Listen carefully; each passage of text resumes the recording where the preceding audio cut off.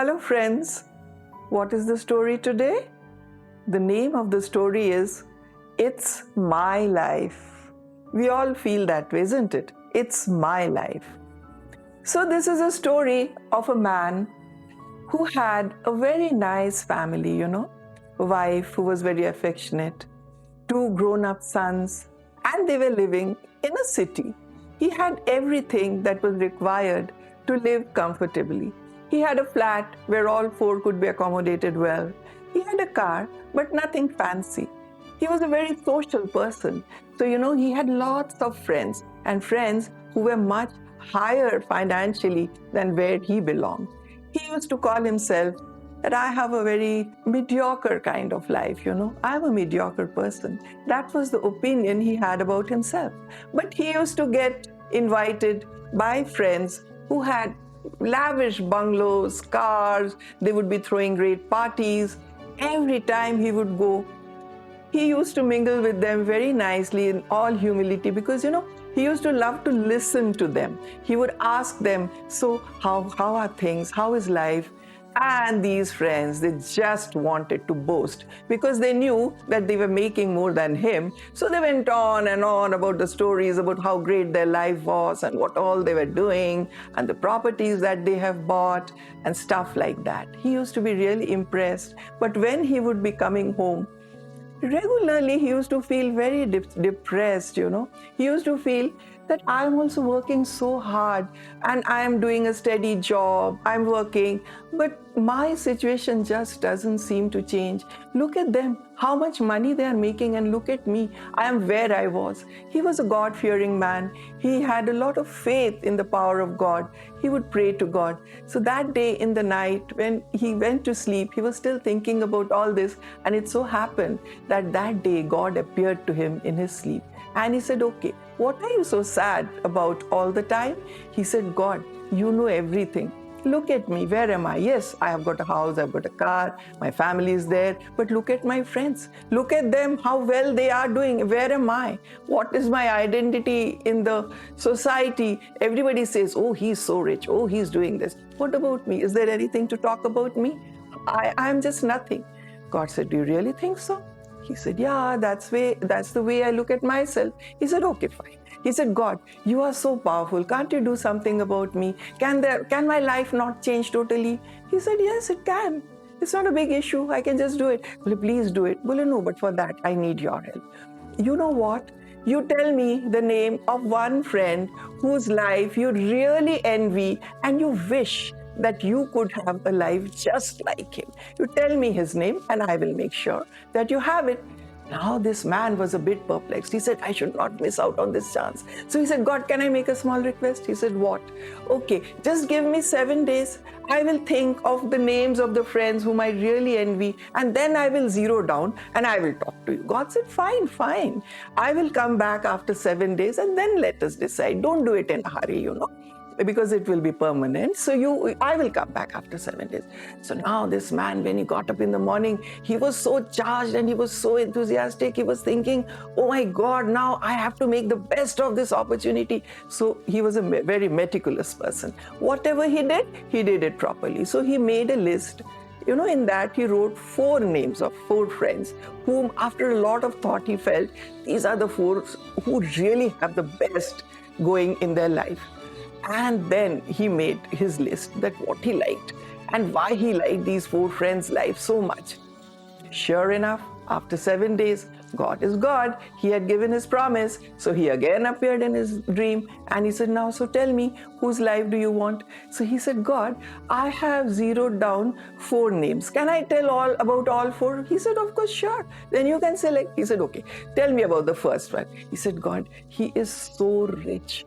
And the house that he has, oh my God, every time I go, I feel so impressed. And the car and everything, it is so impressive and so attractive. God, look at the kind of money he has made. He started out humbly, he was not all that rich in the beginning, but see where he has reached. God said, fine. But before I say yes to it, I will like to show you the complete picture, and then you take a call, you tell me immediately within seconds, everything will change the way you want. He said, yeah, sure, God. There are many more things which he has hidden inside, right? A lot of wealth and all those things which we don't know about. God said, hold on. I will show you his complete lifestyle. Then God showed him that man's life, and he found that that man could not eat anything because, he was a high diabetes patient. He was a diabetic. It was so high now that even medicines were not enough. He had to take injection all the time, and there were so many restrictions. Don't do this, don't eat this, take care of your health, and so many other problems because of this disease. He said, see, this is also part of his life. So now should I?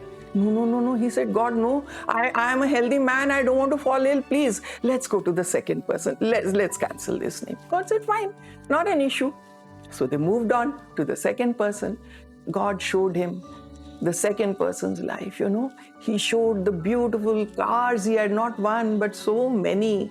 And the lavish bungalow and the farmhouses that he had and the parties that he was throwing. This man said, see, God, see, just see. Look at his life. Can I even imagine to do this once? This is what I was talking about. He said, fine. I understand. I know everything.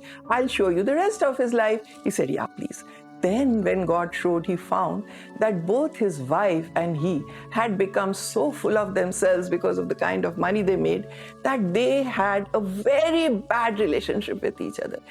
Every time they were picking on each other, speaking to each other so rudely, every small thing they had to say, the tone that they would use, the rudeness, the selection of words, even while coming in the car, they were fighting all the time, calling each other names, and they did not have mental peace for a minute because of the kind of fights they had. Nobody could come and stay in their house. Their relatives were tired that who will stay in that house? Look at the way they fight. There is not a moment of peace. There is no positivity in the house. When God showed him this, he said, so it's fine, shall we just make your life like this? He said, no, God. Oh my God, my wife always speaks to me so softly, so nicely. We do have our, difference of opinion, but how we sort it out? I would never dream to talk in this way to my wife, and neither would she show me down in front of anyone and speak like this. This is not a life that I want. No, cancel. I said, fine, you still have a choice. Let's see the third one. Now the third one's life started again. Some things were basic, which were all matching up. Big houses, big cars, property, and whatnot. And this man had even more investments made. And the kind of things he had was really mind-blowing. He said, God, see how much in a lifetime this person has made. He said, fine, that is true. Then he said, now let's look at his family also. Now he had 2 grown-up sons. And then God showed these 2 sons always had heard from the beginning, oh, we have got so much money, it can last for generations.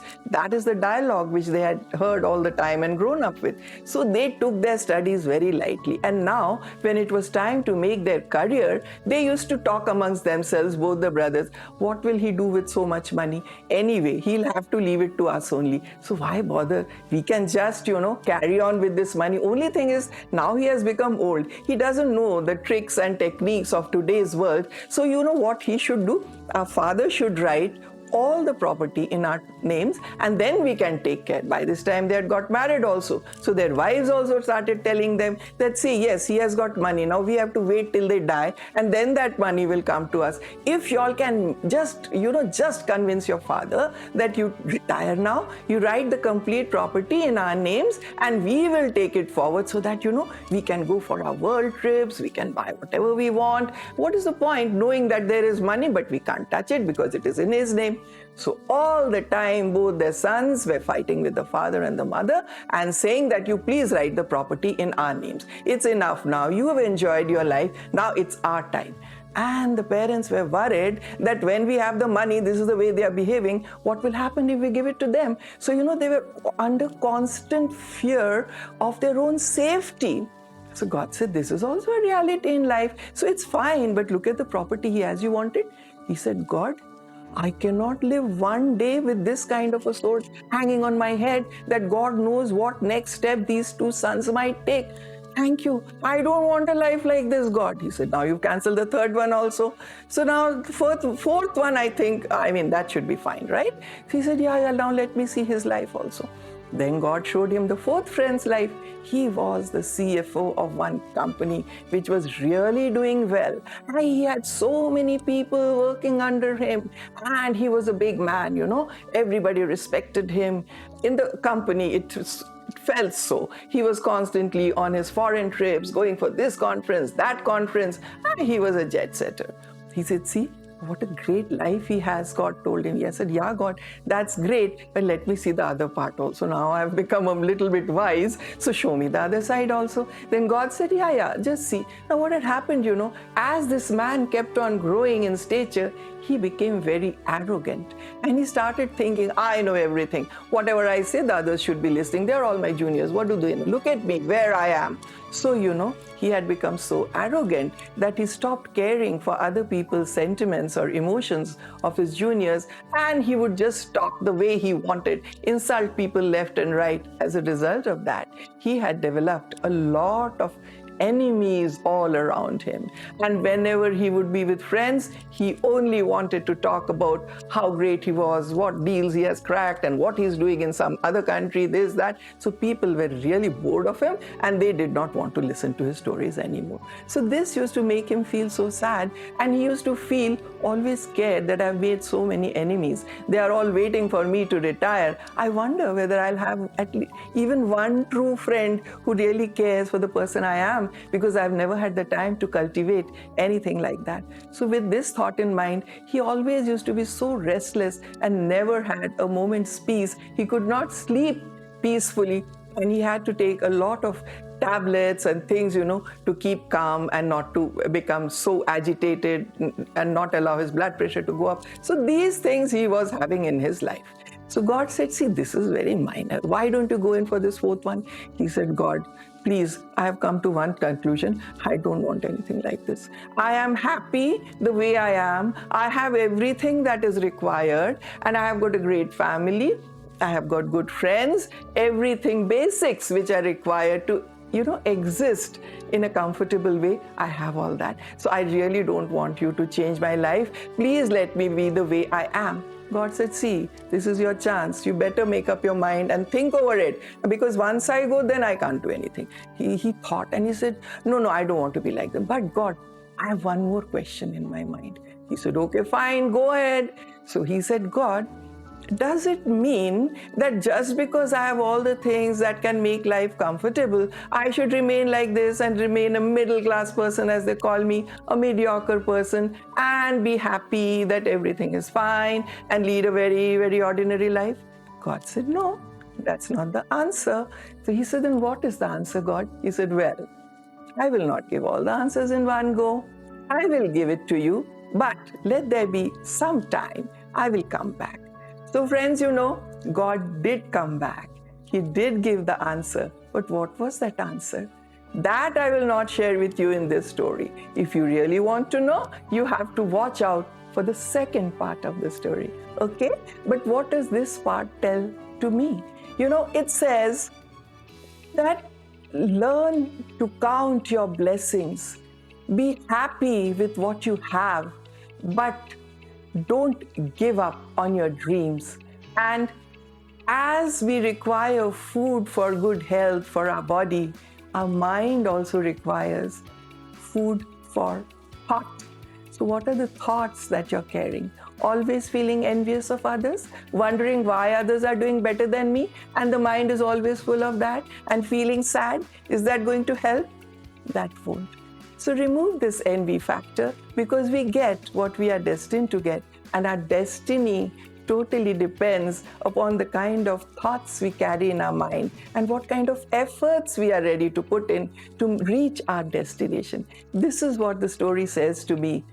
Listen to it and decide, what does it say to you? And for that, what do you need to do? Listen carefully. Listen twice, thrice, and try to understand what is it that it is trying to tell you. And then try to adapt whatever you need to, And not just adapt, please implement what is required and help yourself to become a better person, to grow in life. And for that, don't forget to like, share, comment, and subscribe. Thank you.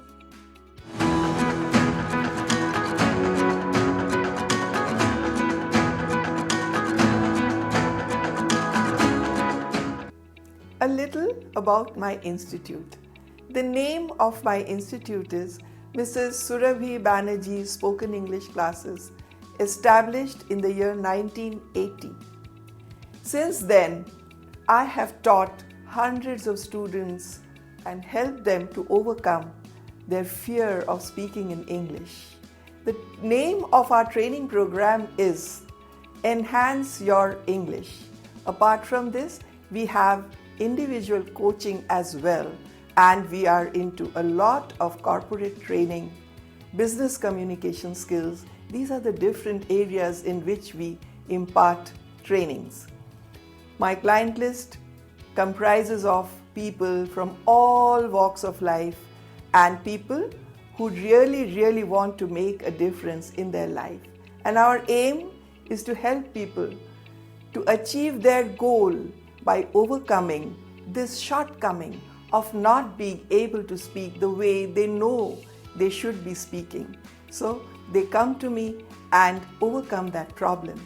So if you wish to really enhance your effective communication skills, please feel free to contact us and enroll with us.